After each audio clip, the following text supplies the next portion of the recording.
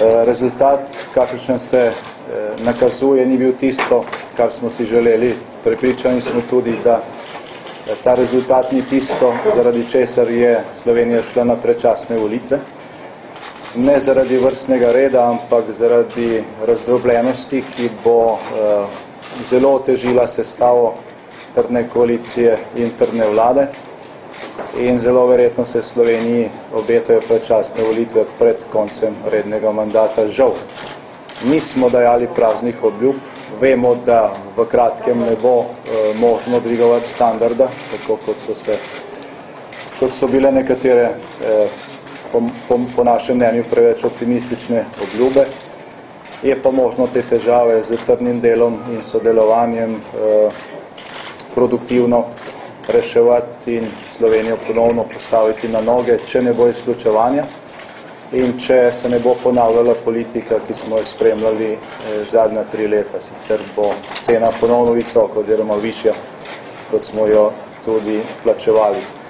In želimo tistim, ki bodo dobili prvi priložnost, da sestavljajo vlado, se pravi relativnemu zmagovalcu, da to naredijo čim prej.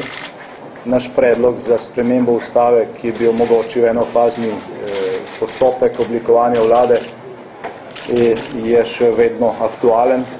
Ne glede na ta rezultat smo ga mi pripravljeni še vedno zagovarjati in podpreti. Jaz mislim, da lahko naredimo vse, da bo Slovenija pravočasno oziroma v bistveno krajšem času, kot je bilo to doslej običajno, dobila vlado, ki bo tudi operativno. Kot pa že rečeno, razdrobljenost rezultata žal ne obeta neke koalicije, ki jo terja čas. Upajmo, da se motim, se pa bojim, da se ne. Mene bolj skrbi, kako se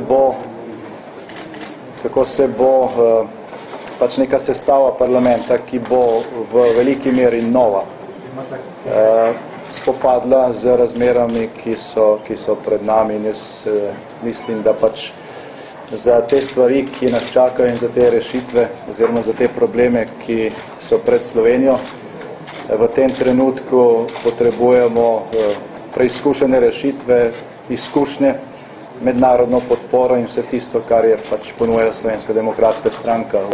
Jaz samo govorim o tem, da so težave, ki so pred nami resne, da bo zagotovo prišlo do predčasnih volitev, če se bomo reševanje teh težav lotevali tako kot zadnja 3 leta, se pravi z zadolževanjem, z višanjem davkov in z postopki, ki so nas tudi pripeljali v to situacijo. To mene skrbi v programih nekaterih strank, ker mislimo, da so rešitve ravno v drugo smer, da imamo dobre prakse drugih evropskih držav, ki danes niso več v krizi, ki bi jih veljalo posnemati in te vodijo smer programa, kot ga je v svojem programu 10+100 na teh volitvah ponujala Slovenska demokratska stranka. So volitve prinesli kakšno spremembo, vprašanje kolega iz nacionalne televizije? Jaz mislim, da nekaj mesecev bo zagotovo tako izgledalo. Potem bo pa prišla realnost in ta realnost bo pokazala, da imamo v parlamentu pravzaprav gledano programsko zelo podobno sestavo kot zadnja 3 leta, zaradi katere smo tudi šli na predčasne volitve. Mene ne prepričajo te floskule o novih obrazih in starem vinu v pač novih mehovih. Jaz mislim, da je tukaj ključen program in vse tisto, za kar smo se zavzemali. Bom zelo vesel, če se motim in bo stvar drugačna, se pa bojim, da na isti način po poti, ki nas je pripeljala v krizo, iz te krize pač ne moremo.